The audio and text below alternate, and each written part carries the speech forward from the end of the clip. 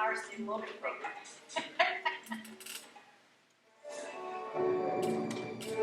All right.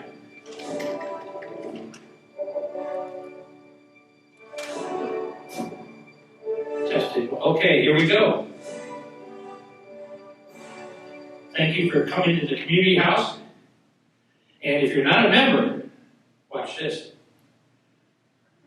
Thanks to the community house, become a member now. So you can go out there and, how much is the membership? 15, 20,000, no problem. I think it's 50 a couple, isn't it? 50 a couple, I don't know, is it? Yeah. Thanks for showing up. I know you had to beat the crowds in here, and it was tough to get parking and seating. My name is Ken, it's my wife Linda. We're going to tell you about our trip down the Amazon River. We both traveled our whole entire lives. We've had a great time. And I'm filming myself. Hi, Mom. Hi, Joni. Hi, my sister.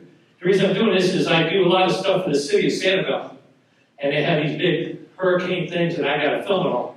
So I'm practicing filming myself. So I'll probably sell it. Oh, wait, we have more people coming. Oh, that's okay. Did you bring your husband? No. No? He's a good boy. Oh, you can sit right up here in front. Keep an eye on you. He is in church meeting in New Jersey. I'm sorry. Okay. Okay, so you can leave your mask on or off, however you want to do it. Is that right? As long as you're not out walking around. As long as you're not out walking around. Okay, so we're going to start. Riverboat Adventure in Peruvian Amazon. Someone asked me, are you doing a talk about the company, Amazon? No, it's the river. So, and it's a big river. And you'll really enjoy this. It is 2,679 miles from Miami to fly down to Lima. It's a 5-hour flight. Now, I have a degree in geography from Florida Atlantic University. And this is 4 years of education for me to tell you this. But I learned this. 98% of South America is to the east of Miami. Everybody thinks that South America is south of us, but it's not. It's actually to the east of us. So, I'd like to thank Florida Atlantic University for telling me that. But anyway, it's about a 5-hour flight, very comfortable, going down. Surprised about Lima, Peru. We flew into Lima, and I know you two been there. Have any of us been to Lima? Oh, okay. Oh, you've been there. Okay. Well, let's think. Peru has 32 million people. That's countrywide. And in Lima, I hit the wrong button. It was my fault. Can you fix this here? Wait a minute. Okay. The buttons are right close to each other. 32 million people in Peru. 10 million of them, that's a third, live in Lima and the surrounding areas. And it's a fantastically clean city. Did you think that too? Yeah, it's like Sanibel, only not quite as big, quite as small. Yeah, it was just a really, really enjoyable city to go to. This is one of the palaces downtown. This is a Saturday. We flew in Friday. We fly in Friday? Doesn't matter. This is Saturday, so there weren't a whole lot of people there. But this is just some of the really nice, big, large buildings there that were right downtown. This is one of the many, many parks in Lima, and they're scattered all over. Now, this was built 200 AD. And it has the name of these things. And these are scattered all over downtown Lima, or in that whole general area. I read somewhere where they think there's probably more archaeological areas like that than there are in Machu Picchu. And the nice thing about Lima, as opposed to Machu Picchu, is Lima has air. Anybody been to Machu Picchu? I haven't been there, but I hear they don't have any air there. So And every year they're digging more and more stuff out. Look at this. I mean, this is, what, 35, 40 meters high. It's a huge thing. And they haven't really,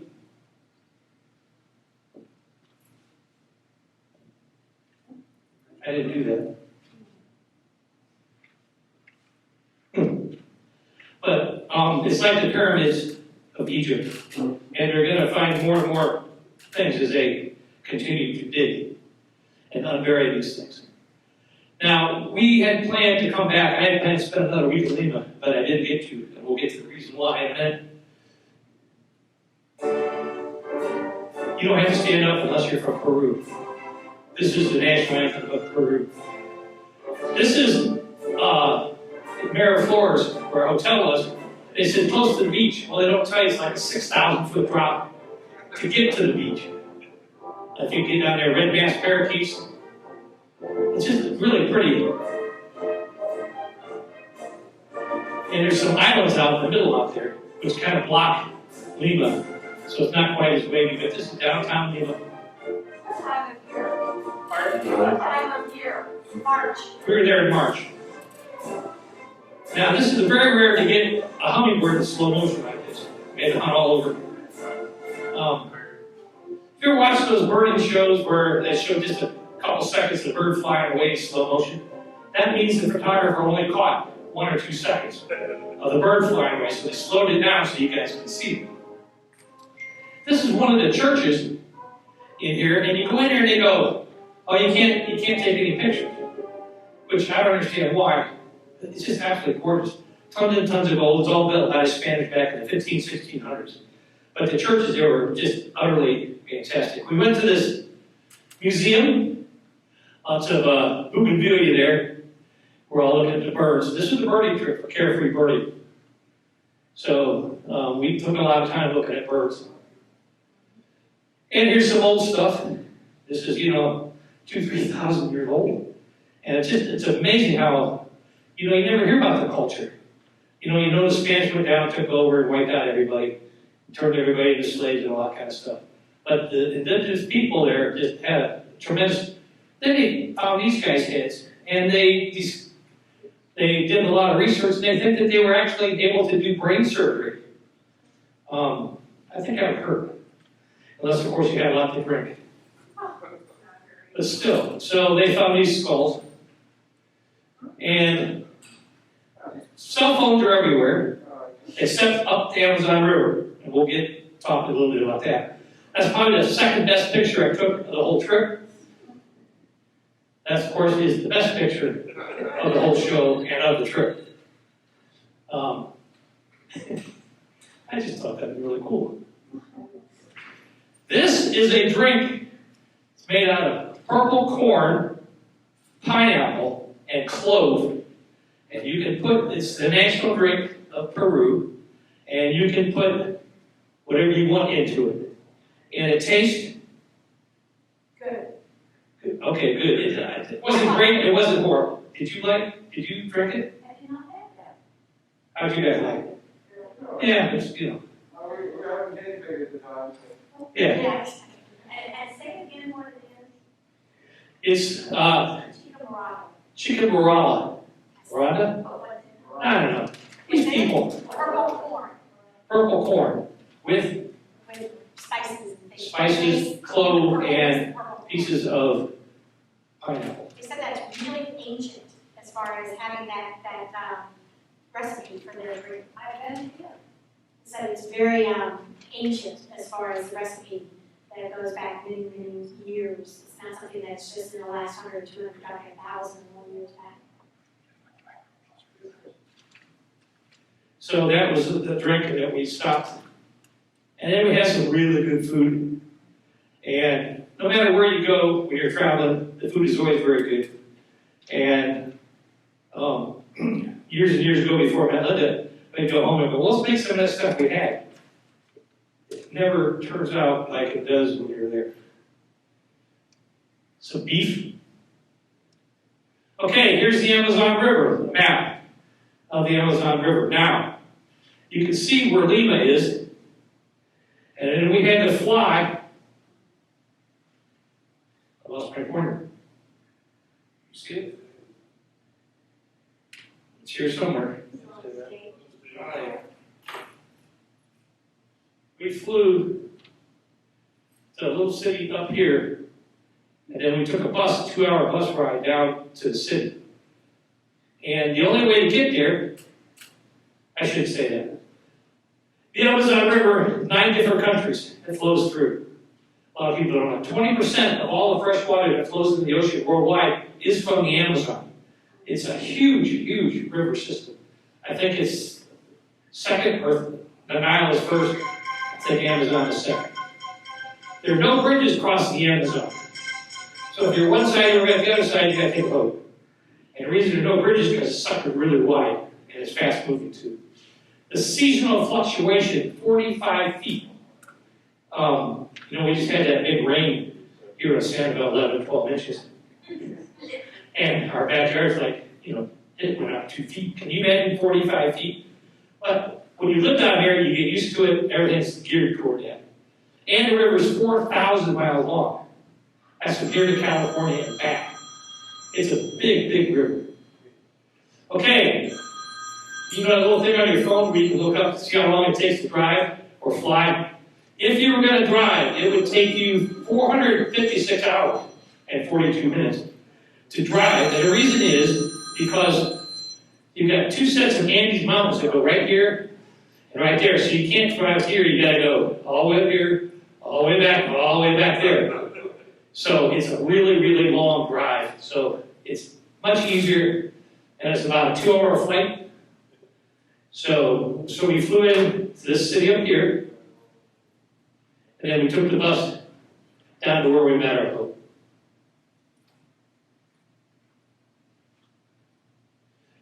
This is the international airport. It's huge, kind of like the crowd here tonight. It's just a tiny little airport. I can't remember if there were any, what?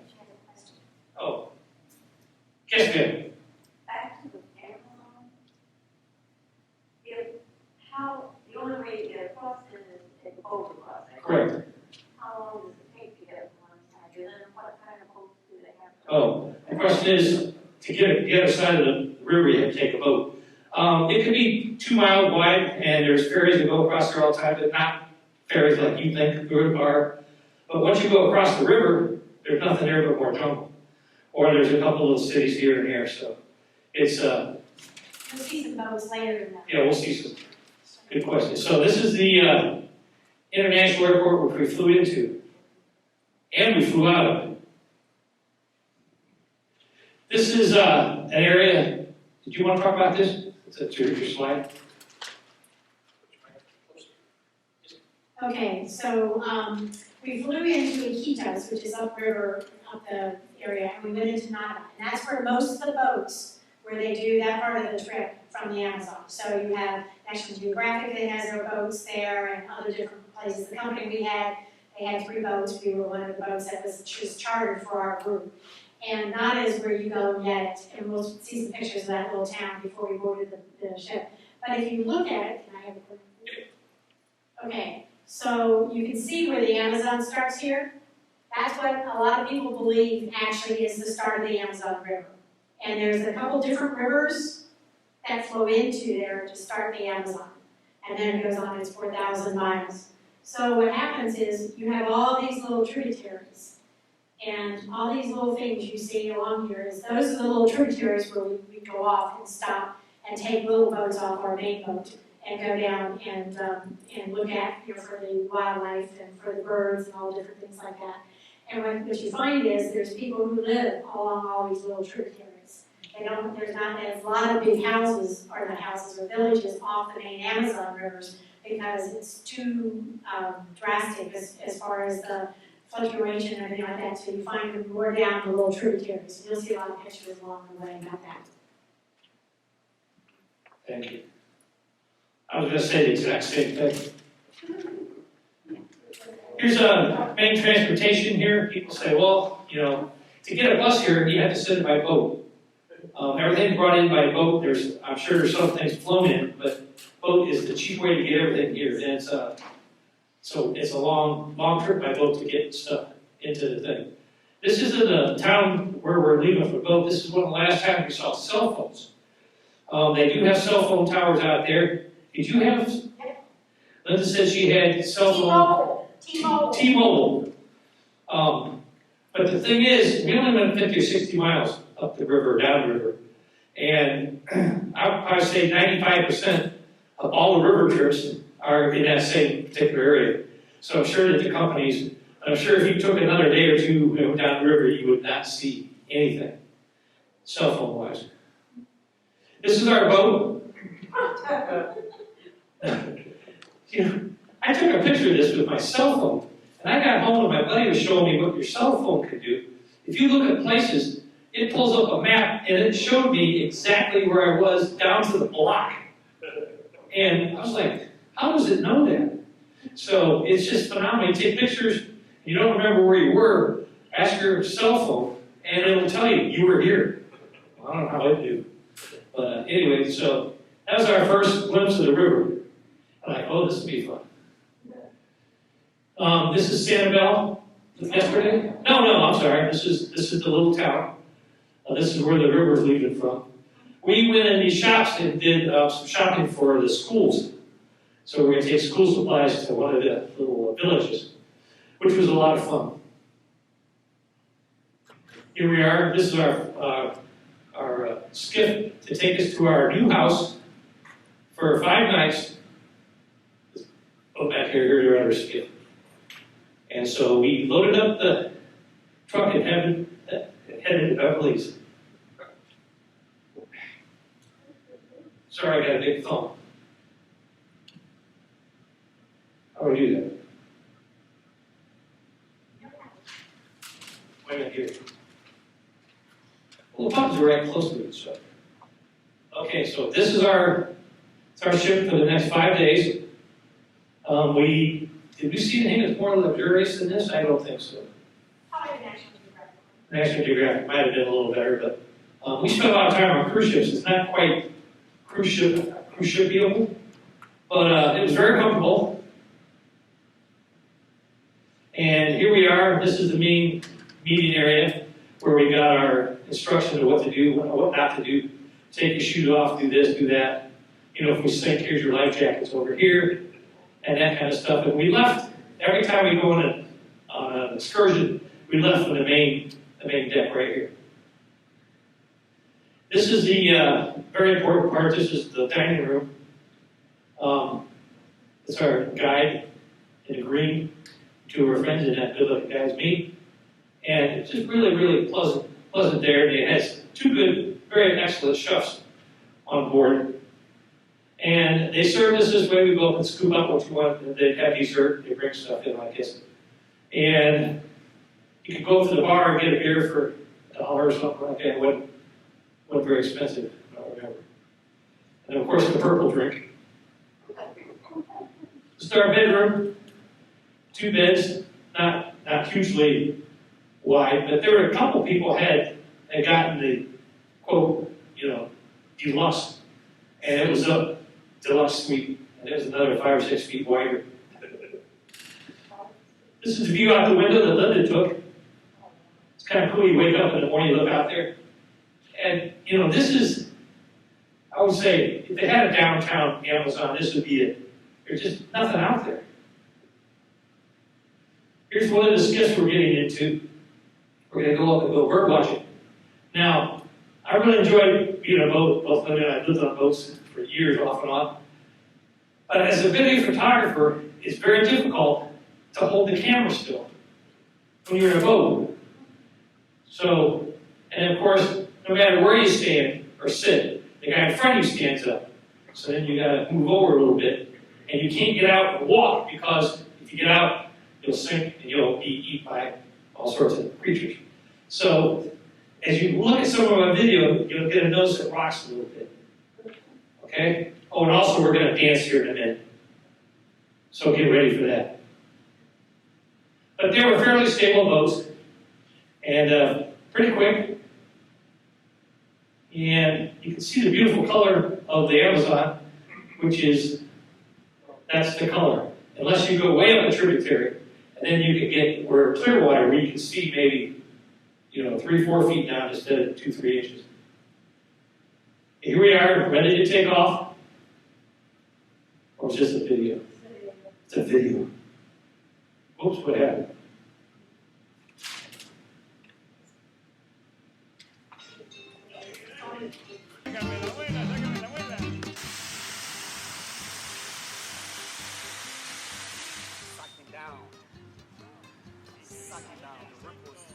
You can see the current is 2-3 miles an hour. Remember, this is at the beginning of the Amazon. I can't imagine what it must be down. Get closer and stuff, you see all the debris and stuff floating down the river.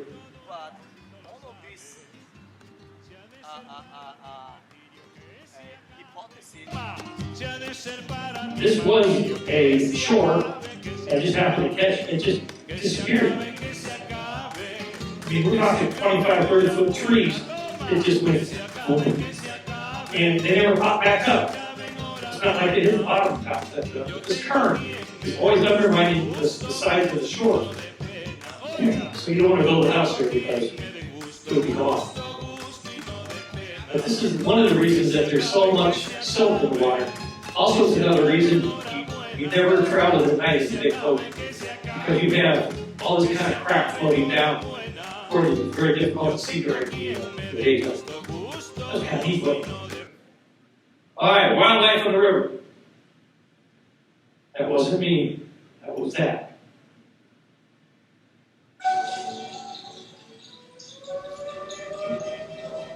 Linda told me these things weigh 3.5 ounces.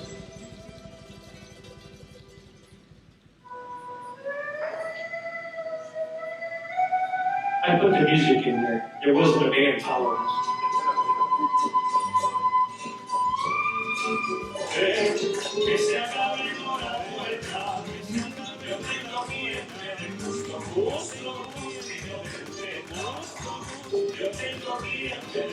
I'm going to film them come down the crew that we have all day.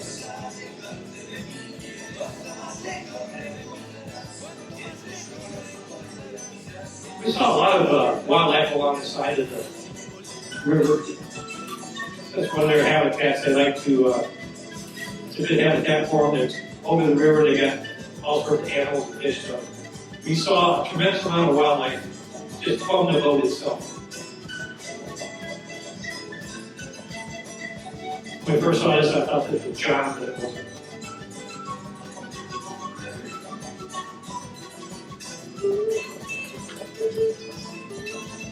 I know these monkeys can play hearts better than 3 people here.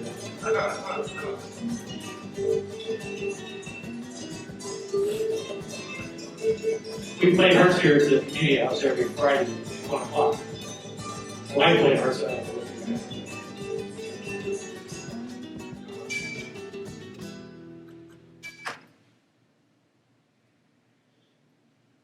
We were very lucky to have a photographer who had a very large lens, and this was Glenn's pictures. He did all these pictures that I'm going to show you we took here on this trip, except for 2 of them.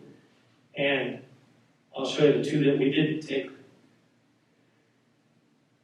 These are amazing things. Look at that. An owl monkey. These are nocturnal. And the guys knew where they nested. So he takes us up here.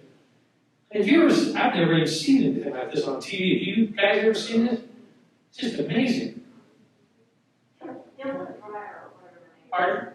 Dylan Breyer, whatever her name is, she's from NBC. She knows all the world and animals.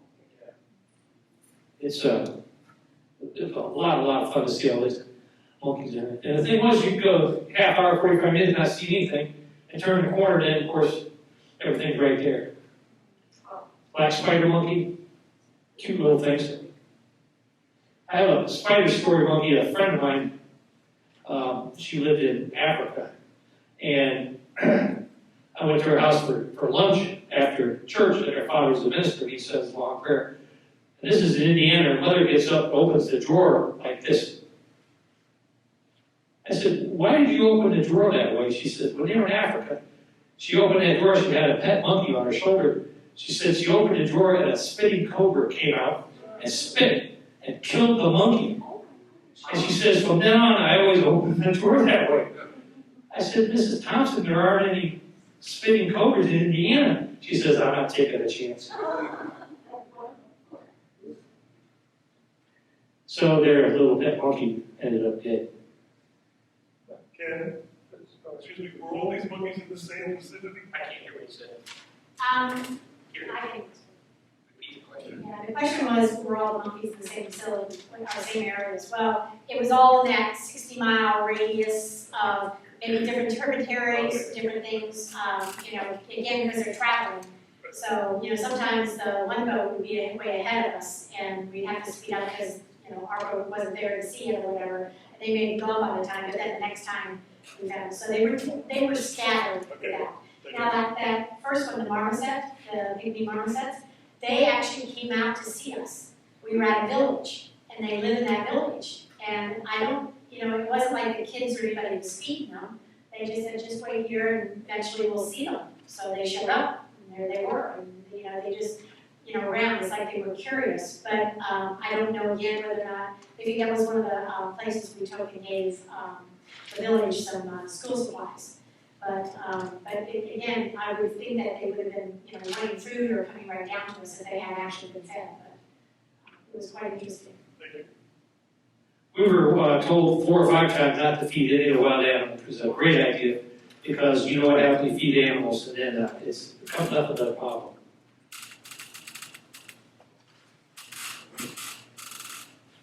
What'd you say, 3.5 ounces?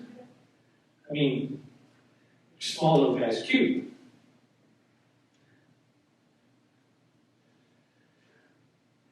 Look at the tail on that thing. When you come back for your next week for your Africa? 2 weeks. When I was in Africa, we always had at least one on the truck for monkey duty. Because we pulled in, and the monkeys knew we had food, they would jump on the truck and steal your food. I don't think these guys did that. But look at this thing. It's amazing. Saddleback. They just hang around there all day long. Brown-throated, 3-toed sloth. We see a lot of sloths in Central America. And when we go out bird watching, kids will bring sloths up to show us. And we don't give any money. We say, no, it's bad. One of our guys is the park ranger. And he threatens them with life in prison or something.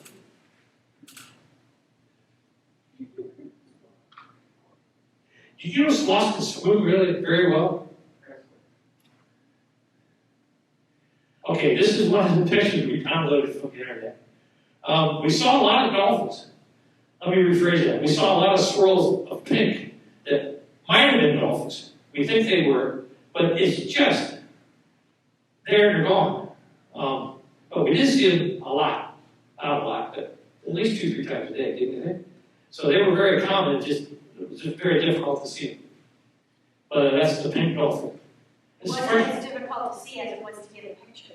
Yeah. You can see the snap or the nose or whatever. It was hard because they don't, like our dolphins do this, they don't do that. They just come up, and they don't have much of a fin. They have a long one, but not a very tall one. So you don't see that when our dolphins are over here. Okay, it's my favorite bird. Now, this is going to be the part where you're going to stand up and dance. When I filmed this, I was thinking of this song when I was filming it. So, here it is. Are you ready to stand up now? Stand up. Everybody stand up. All right, you're dancing down there. What do you think you're going to dance to?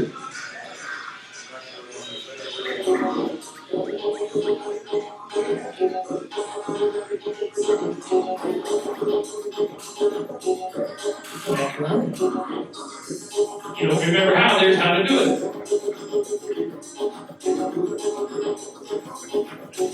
Great piece of film. I love you first.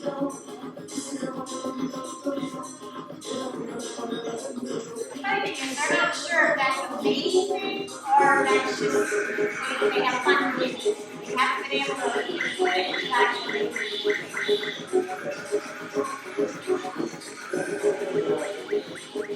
Yeah, someday. Emphasis for the birds, that was. Now we're going to do a couple birds here. This is the woodpecker. There's like 28 different woodpeckers that are in Peru.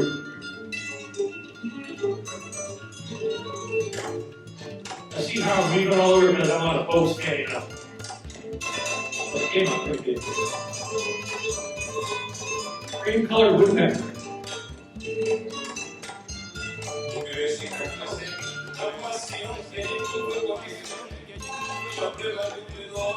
Spot breasted woodpecker. What do I call it? Spot breasted. Most of the birds are named fairly well. There's a couple out there that.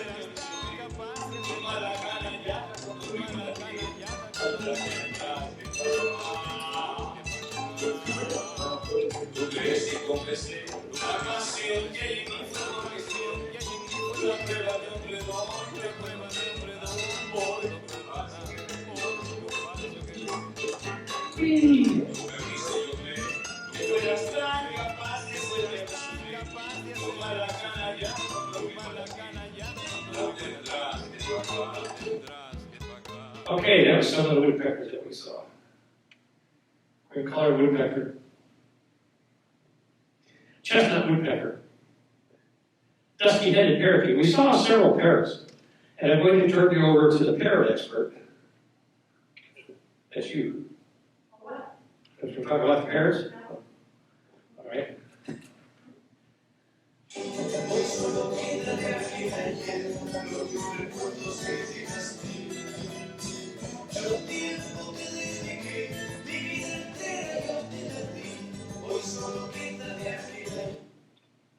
There's a lot of different macaws that we saw.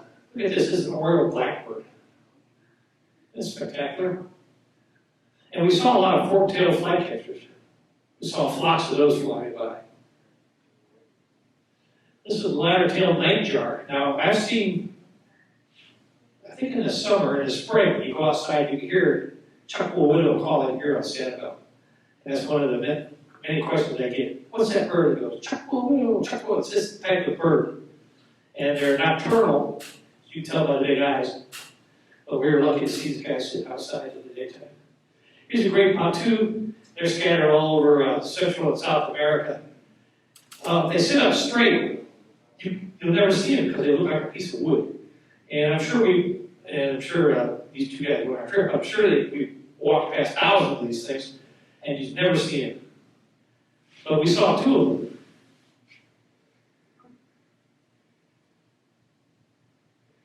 Gray-headed kite. What a beautiful bird that was. And the nice thing is they sit there, above the water waiting for a fish or something to come down. Roadside hawk, I think they should change the name of this, although we see it all the time on the roadside in Costa Rica. But I think the name here should be riverside hawk. This is a bluish-fronted jacamar. Just say there's 18 different types of jacamars. We first went to Colombia, we got out of our we're supposed to be leaving the birding trip.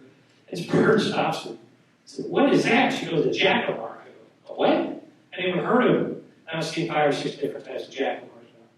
But they don't have any, kind of looks like a hummingbird and a kingfisher. Why do you jacamar? This is a small little guy. You guys have a 4-foot bug. This bird is very rare. How do you pronounce it? Hoist. And of all the weird birds that we see around the world, this is probably one of the weirdest. It was quite a trip to get to it.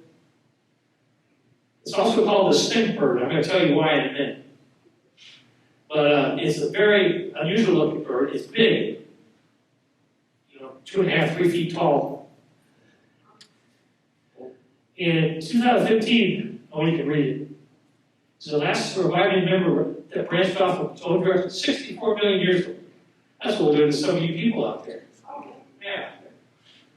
Shortly after extinction, they killed the non-Indian dinosaurs. So this bird's been alive a long, long, long time. And, when you take a close look at it, So here's what we had to do. Now this is already 45 minutes up to this area right here, where we're going into the small area. They know exactly, this is all waterless, which we have here in Florida. There it is right there.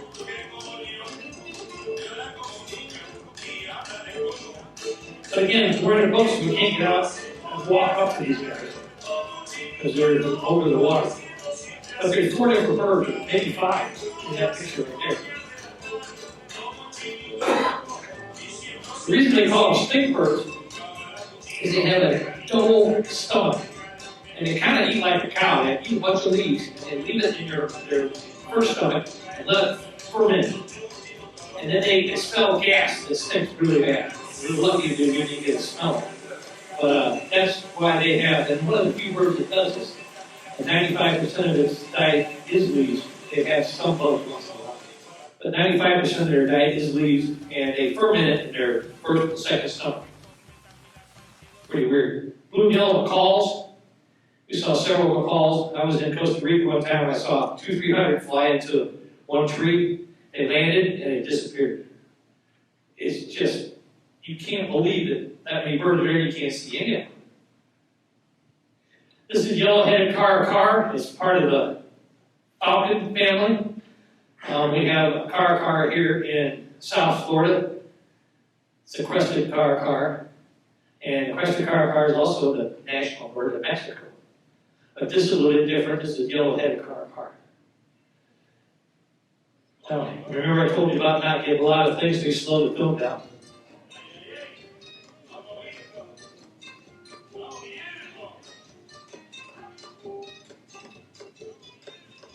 These birds are low flyers, and you see a lot of them on the ground, as opposed to other birds that are high flyers.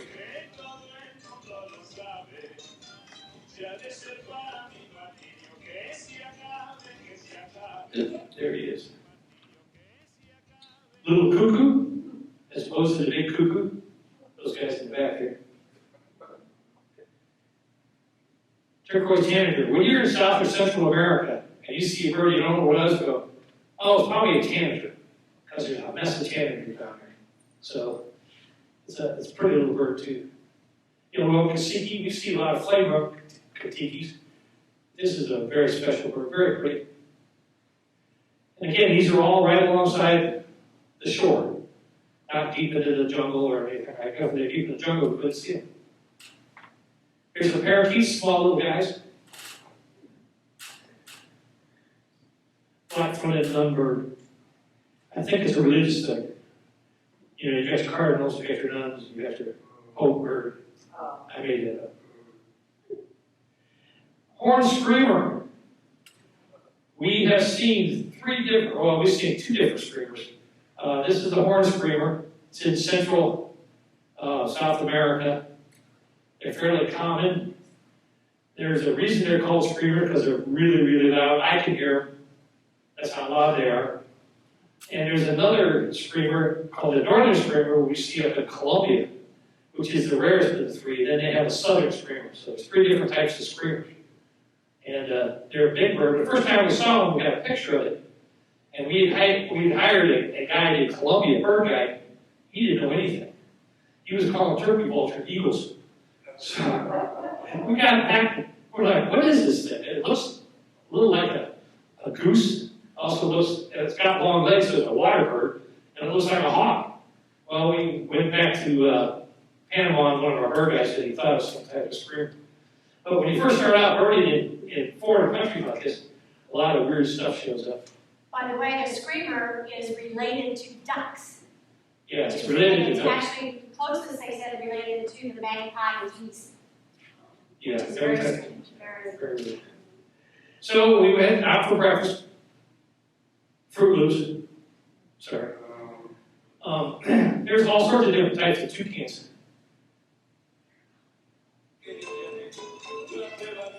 Now I was reading, because I prepared for this talk, that their large bill, they think now, acts as a radiator for their body heat.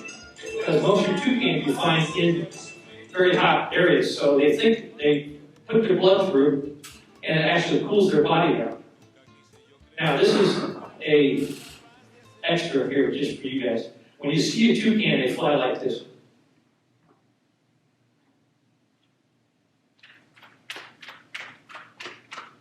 Like you're trying to catch up with their nose. So they have a very unusual flight pattern. That's probably the best imitation you'll ever see of a toucan today. See, there's a red-capped cardinal. And a pretty bird. You know, it's amazing. I had some friends that came from. It wasn't me. It's that thing up there. Had some friends come from Australia, and they're like, "Ken, look at this little unbelievable bird." It was a cardinal. You know, we take for granted what we see here, where people come from other countries. They just like, our blue jay, same thing. Here's a couple flowers. We tried to figure out what the names are. We had no idea. So it's a red one and a white one. Now this plant grows up in the trees, and this is down below it. So those needles have fallen down. It kind of looks like a bottle brush tree or something like that. It was really spectacular. Brightly colored. This is Victoria lily. And I was reading about that today. And the skin of these things are very, very, very thin. And it said if you took a straw, a plastic straw, and held it 6 inches above it, dropped the straw straight down, it would go through these leaves. And this is the reason they have to get so big, because they use the water as a stabilization. And on Linda also was reading about the spines, which are up to 1 inch long. And you see people, and you can put like babies out there that'll hold 45, 50 pounds.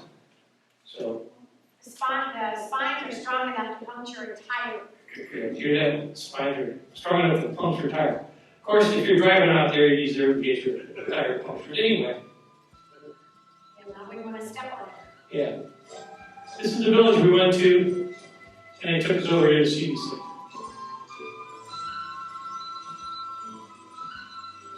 I kept waiting for a big croc to jump out and eat somebody, but we didn't see any. A lot of caimans. We didn't see any caimans either. Some flower. It's pretty. They have to grow in very quiet water. Anybody know what this is? This is water hyacinth. This is the #1 exotic pest in the world. It's all over South Florida. It's all over everywhere. It was brought to the United States in whenever the World Fair was in New Orleans in 1820 something, or 1850. It's got a beautiful flower, so people almost take it home and plant it. Well, governments spend billions of dollars trying to get rid of this plant. And what they've been doing lately, they've collected this stuff and they use it for feeding cows now. They found that cows really enjoy eating this stuff. So if you see any of this stuff, and I have seen it in Big Darwin once in a while, and rangers will go out and kill this stuff, because once it gets taken off, it'll go. Look how small that little thing is. That's my finger there. Okay, we took a hike in the jungle, and it was hot. Hence the name of the film, Hot Hike.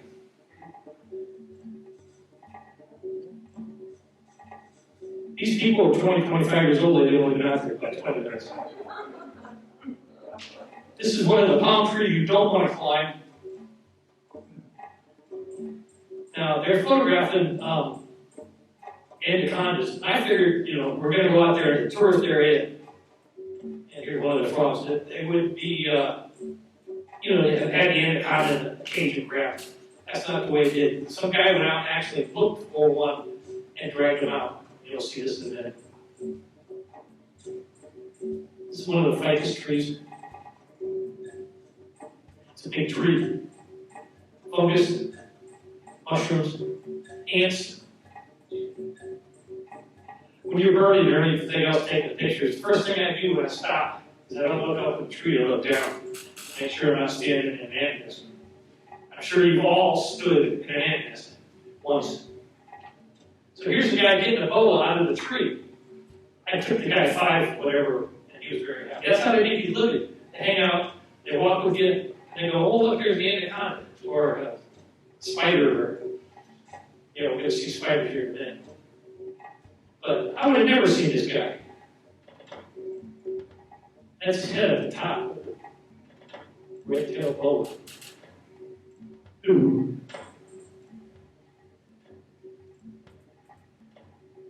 So that was a very enjoyable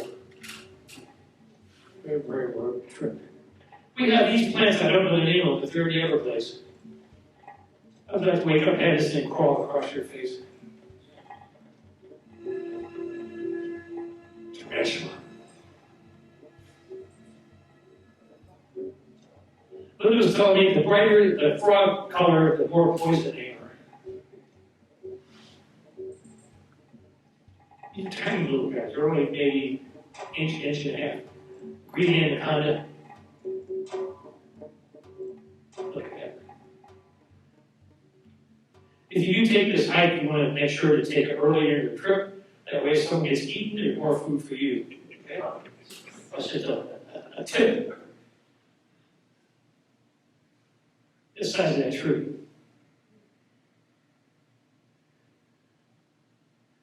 Yellow-thighed poison dart frog.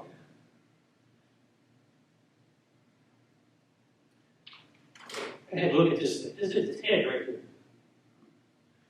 And when he's up in the tree, I'm sure you can't see anything. We were watching a special a couple nights ago on TV. Can't remember what it was. This bird is flying. It's a flycatcher, and it sees a spider, and it goes to eat the spider, and it's the tail end of a snake. So it goes to grab the spider, and the snake jumps up and grabs the bird. It was just spectacular. And we did two different groups went through, and Linda and I are in the same group, which we usually don't do, but neither of us saw this one. You know what that is? That's a turtle. And you pulled it, I didn't know what it was. I couldn't figure out where the head is or what the head was. Anyway, I got to reading about this. And it hunts by just laying there on top of the water. And the fish go, oh, look, there's just a piece of bark floating down the river. It's not a piece of bark. These things can be between 35 and 35 pounds. I mean, they're a big turtle. And it's just amazing. So this lady brought this turtle up to us. And the catfish. And Linda's just amazed because they just popped out of nowhere. You know, we're in the middle of nowhere, and all of a sudden this lady's there. Well, she might have had a condo, you know, around the Park ranger. Yeah, everybody says she's a park ranger. I was a park ranger for 7 years. I don't remember her. Here she comes up there, you know, and our guy gave her some money, which is good.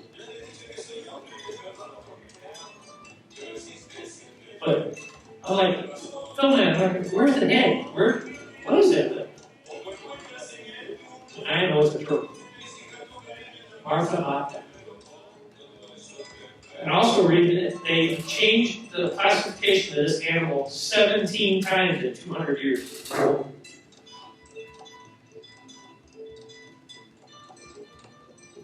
So that was the high level little trip. Then we had this guy come up in a speedboat, which we'll see here in a second.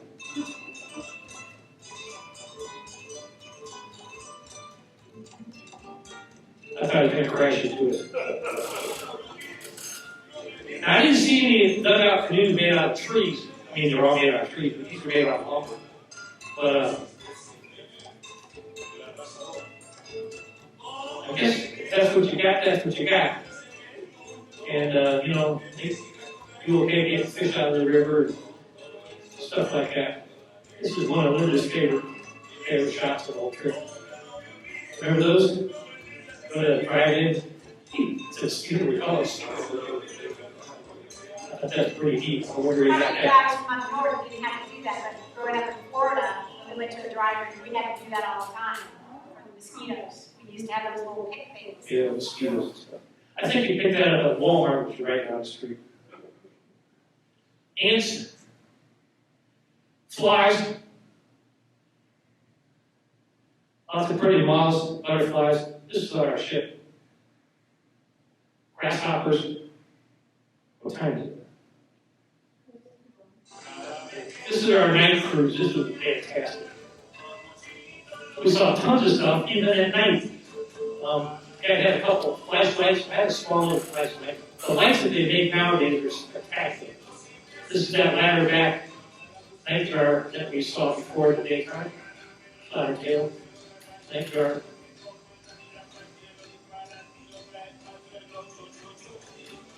This is kind of our green heron. Not a green heron, but it's in the same family. A lot bigger. And we just driving up down and looking and seeing what's out there. And we saw probably 15 or 20 bats flying right down the river. So the guy had lights on, so I said, well, I better film this. So I get out my camera. I'll just turn it on and wait. 20 minutes, not a single bat flew by. So I got 20 minutes of nothing in the dark river, if anybody wants to see that. This is the laundromat. You know, I was going in the room, I had to do washing. I'm not going to mow the room anymore.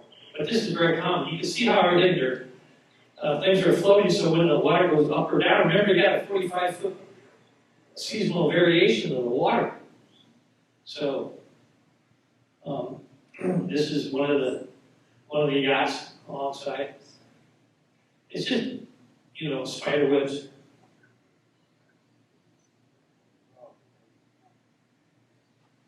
And again, I didn't see anybody out here with a cell phone. But we were getting messages back and forth on our cell phones about some weird disease called something 19, Corona 19 or something like that. That's pretty weird.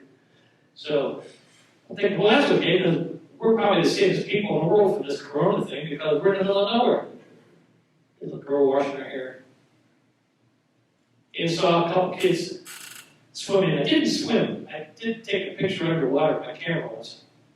But look at that little boat behind him. So everybody just goes here and goes there. And it's amazing, you know, everybody has American-made clothes or Chinese-made clothes, T-shirts and things like that. Is it hot in here? There's a guy gailing a boat.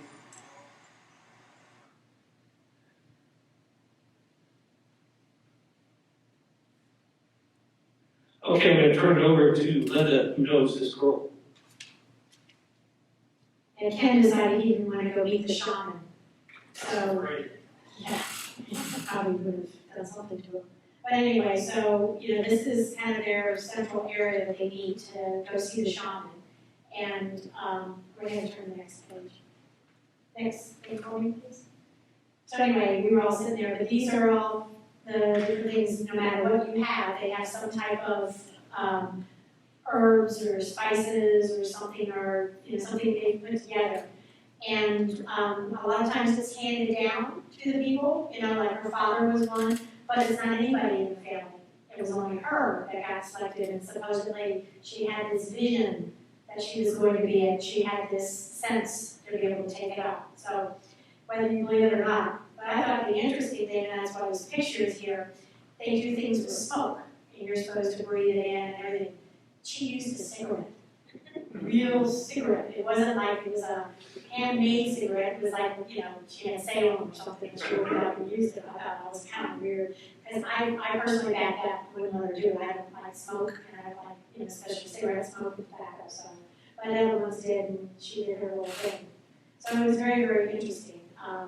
You know, we had two national parks guys who were actually from that area, and the one that I was talking to really believed in it, and he had gone to their shaman many times to get things for arthritis or for being sick. And the thing that they have to really find out is some of these herbs that they use can kill you. So if you use too much, you can die. So they have to really, they have to be really good at their craft, because otherwise they kill the person. So of course you don't really have any statistics about how many they've actually killed, but supposedly, you know, if you kill too many, you wouldn't come back, I don't think. So, it was very interesting, very thing, and I think there's one more. And so one of the things we did also there, right by where she has her little thing, we helped plant a bunch of trees, so everybody got to plant a tree for the rainforest to keep it going. So they're very much into that because they live off the land and they want to protect it. So they're trying to keep, more and more plants and people coming to visit to do that, so. And it's one of the things that, they don't have a lot of ways of making money there and getting things, so, they do the tourist business, and so you get to learn a little bit about their culture and do that, but at the same time, they get some money to be able to do things for their village. So it's worthwhile, and we've enjoyed also just being able to plant some plants there. Are you going on this one too? So that was the morning, and then in the afternoon, or for lunch, we went to this village, and they prepared lunch for us. We were kind of like a little bit nervous about eating food from them, because this is all open air, and so you can see it's all laid out, and they had drinks and everything. The one thing that they did tell us, the cook on the ship oversaw everything. He didn't cook it, they didn't bring them food or anything, but he oversaw to make sure that we wouldn't get sick. And as far as we know, nobody got sick from this, so that was very nice. But that's where they cooked it. That's where they cooked the food. So out open air, lots of chicken. So chicken obviously was one of our dishes. You can see the chicken out there. So that was some of the food. I think that was like rat. They were kind of some type of rat. I personally didn't try that one. I wasn't, but they had fish and chicken. And the fish they got, I guess it was 20 or 30 pounds or something like that, that the chief, the woman who put it on, her husband, was the chief, and he had gone out fishing and brought the fish in and served everybody. We had about 22 people, so it was quite interesting. But the rice was good and it was good. Now this was another village we stopped at. This was where we actually saw the picnic marmosets. This was the village that we gave a bunch of the school supplies to. And they had everybody come out and see us, and that was the bag of school supplies we did. So that was it was good to see the people, and the kids were friendly. The kids were running, screaming, having a bunch of fun, and we didn't bring a picture of it, but they also had crafts. I think there is a picture of it. Oh. Oh, we have to Okay. When we take people out bird watching, this is one of our favorite tools now, is a green laser. And you would think in a green jungle, a green laser, you couldn't see anything. But it's completely different. You try to use a red laser, you can't see anything. And the reason we use the green laser is because there's lots of birds sitting around that you don't even know they're looking at you. Like this bird right over here. See this right over here? You're not looking. There's a bird right there, which no one ever saw. Did you see that? No. You want the green laser. Look, there's one here too. Oh, you didn't see that. Well, look over here. There's another bird. And there's a fourth bird, which is 5 feet from me. Anybody see it? I'll put the green laser on it. Right there. So, remember those pictures of those kids? I was in the boat waiting. And this didn't go a long way. So I'm like 40, 50 feet, or maybe 50 yards. So I put it on this kid's belly. And his friends started swatting at it. And I'm sitting there with my video camera, I didn't videotape this, but I got, because there were 4 or 5 of us in the boat, we're all laughing. So I moved my green laser, and they're chasing the green, that's like cats. Only it's kids. And they have no idea where it's coming from. So I yell and jumping up and down, but they're not paying attention, they're watching the green dot. So it was a lot of fun. They started running up the hill, I put it on the back of some kid, and they just laughed and screamed and hollered. So, it's like playing with cats, only 20 kids. That's actually advertised on Amazon as a cat tool. Oh, it's a cat. Advertised as a cat toy. What are things? Two different sock girl. A baby. We didn't buy it. This is one of the primo non-tourist go up the river, get to the other side, river ferry. There you can see there's a lodge back here. Oops. There's a lodge back there. And anytime you travel, there's 2 things I always take a lot of. One is the water. We have lost more people. I've been leading tours for 40 years. Kids, old people, young people. And it's amazing, a lot of people come down from Ohio, Indiana, they come down to Central America, they get out walking around, and they don't drink enough water. Well, Mr. Ken, I drank half a bottle. You gotta drink 2, 3, 4 bottles of this stuff. If you don't, you'll get dehydrated, you'll get a headache. And we had one lady pass out, and the Colombian Army picked her up and brought her back to the bus, which she kind of liked that. But so don't go out there without enough water. And the second thing I always take is my bug suit. There are bugs everywhere. Of course, the worst place I've ever been in the world is right here. I wear this probably every day I go out to Dick Darling. The bugs here are just horrible. But it's always good. It goes into a tiny little pouch. I can put both of them right in there and carry it. So when the bugs come to bite me, I put my bug thing on. So it's very important to take water and your bug net. This is some people taking, I think this is sugar cane to the market. And the nice thing about this gets, a couple, 20, 30 miles per paddle. So, the current. Look at this. This is probably some guy floating down the river going somewhere. Well, it started raining. And this is after a hot hike. And I thought, this is just fantastic because it's so cool. I'm glad we didn't put the rain jacket on because I wanted to be here for that. So this is did a lot of rain. You get afternoon rainstorms. Log it out. I made that up. Starts kissing. And then at the end of the evening, of course, we had to have drinks. And then we had our own band. What are they called? I can't remember. But they played every night on the ship. And then this thing showed up. So, man, what's that? One of our people on the tour, his son, up at Durham, yeah, one of those. And his dad sent him an email, and he sent back, he says, leave the country. But I got it, he says, leave the country. He says, you're going to get stuck down here. So he, out of our whole group, is the only guy who, 2-3 days ahead of time, changed his reservation to fly out on a Monday. None of us did that. Saturday night, which is Sunday night, we get a phone call from our guy that said, the president of Peru is closing the country at midnight on Monday. Oh no. Then he gets on the computer, got his reservation. We were one of the last planes out. The guy who made his reservation 3-4 days ahead was supposed to leave at 1 o'clock on Tuesday morning. Was countries, Delta left 2 hours early. And we got to the airport at 4:30 in the morning. And I said, our flight doesn't leave till 10. Why are we here 6 hours ahead of time? By the time we went through that little line, we looked back and the line was out the door. So we were very fortunate to get there. That's the president as he's waving goodbye to us. Any questions? That's my twin brother. Yes, sir. All of the photos you took of the birds were so clear and almost like they posed for you.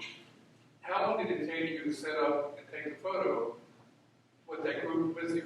The question is how long does it take to take photos, guys? If you have these long lenses, I've been a photographer since the 70s, and I do scripted video now, but you can, with digital, it's phenomenal. You get 400 or 500 millimeter lenses, which will, like say you're shooting there, you can zoom into my face and fill the frame. If you hold the button down, you can take 15, 20 shots in a second. So when these birds are flying by, everything's automatic, it focuses it for you, reads the light for you, does everything for you. And you can fill up an SD card, 64, you can put 15,000 pictures, which we have some people doing. A lot of my videos, all you hear is shh, shh, shh, shh. It's the camera. But it's phenomenal what they're doing now. Plus, if you don't have a picture or anything like the pink dolphin, you go to Google Images, download it, and there you go. So it's a lot of things. That's awesome. So something else to talk about is we had 20, 21 people and probably 15 cameras. So what we do is on all of our trips, we share pictures. And so everybody downloads on Spud Cloud for us, and so they put their best pictures. So this is a combination of not just my pictures or Ken's or something, but a variety of them. And some, you know, have better cameras than others. Some, you know, someone's on this boat, they actually have a better view of it. And so, I mean, we had a lot of really good pictures from this trip. But it, you know, and it's just a matter of, even with my camera, which is a bridge camera, I took some really good pictures. So I don't have a long lens. I do have a zoom now.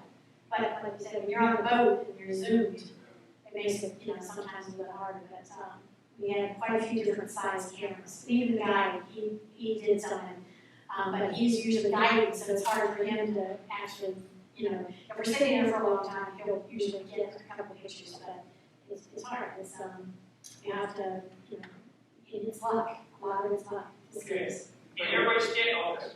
Who was the tour company? I can't hear you. The tour company, it's Carefree, which is ours. We took the group down there, but we used Wildside Nature Tours. It's another photography / birding company that we do a lot of work with. But that's who set up the trip. The reason why we didn't set up the trip just by ourselves is because we have no connections in South America.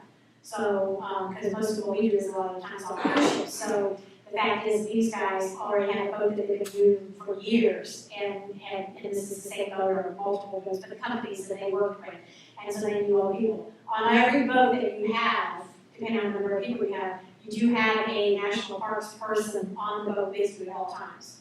So you have a park ranger that is especially, and for our case, they always use the same ones because they're birders. Not all national park guys know all the birds, but for a group that's going down that is predominantly bird watchers, you want to make sure you have a national parks ranger that is a bird guide. So, Was the boat air conditioned? yes. Yeah, Not all parks, but the sleeping accommodations in the dining room and the lounge. we use all local guys because it's like here, I can guide anybody through Denver out here South Florida. So I've been down here for 20, 30 years. I know where to look for the birds. I know where they're at. I go to South America, I don't know anything, so you have to hire a local guide. And one of the best things about local guys, you got good stories. You know, I was trapped and I did this, and you know. So, Carefree Bird, we try and we use local guys and they're great. That's 90% of our trip, I think, is to get in and talk to the local guys, hearing their stories, you know, and when we're charged, we give them all the money for the field trip to the local guys, and they set up our transportation. So if I went down there and said, I need to charter a 45-passenger bus, oh, he's from the United States, that'd be $3,000. Well, that's a good deal, you know. Our local guy can get it for, you know, $300. So we give them all the money. If they can save $400 or $500 by not taking a spectacular bus, good for them. So it keeps the money in the country and local economy, and so it's worked out really well for us. One of the things they also did for us, and because it's a private tour that we do through this isn't one of the regular tour that they run, we did like the city tour to start. So everybody gets there a day early, that way you're in the right time zone. If you got late, you can sleep in or whatever, but we all did a city tour.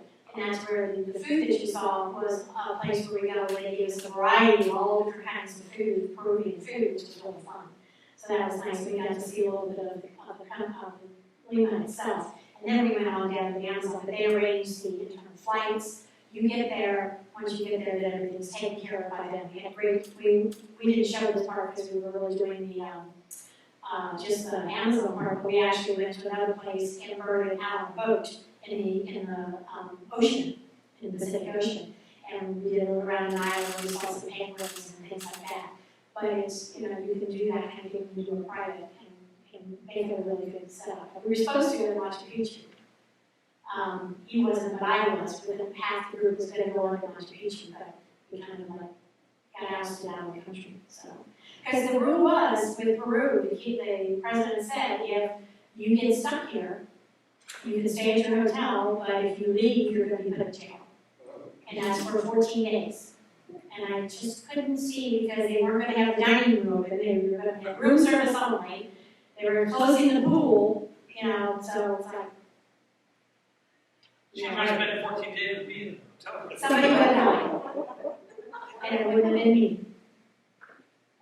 That was when we advertised as Carefree, where we try not to hype we took to the jungle was at the max of what we wanted to do. We have a lot of older people, which really upsets me now. I find these old people at the same age I am. I don't understand how that works. But we try not, to kill her. So we'll go out hard for 3 to 4 hours, go back to the boat, have a beer or whatever. So we, a lot of tour companies, they want to jam, 300 things into one day, which is fine if you want to do that, but we're not that way. So, anyway, any other questions? Oh, we got another slide? Oh, I'm sorry. Da-da-da. So I'm going to talk to you in 2 weeks, if you want to come back, about my trip. I took a group of 12 to South Africa, and we spent 22 days, starting in Cape Town and going all the way up to Kruger. So a lot of fun things we saw. So there'll be a few birds, but a lot of animals and a little bit of culture, and we had lots of wine for any of those who like wine. And if you ever had South African wine, it's really good and cheap. When I went there, I had this steak at a winery, really nice, restaurant, really beautiful out, looking over the vines or the vineyard and everything, mountains in the background, sunset coming. I had a bottle of wine, whole bottle of white wine, and a steak that's flaming on about that big. And some other stuff with it. 15 US dollars. It was very, very expensive. And actually, it's gotten cheaper. Because I'm taking another group in 2 years, and I'm watching the exchange rate, and when we were there, it was 14-1. That was on the high of it.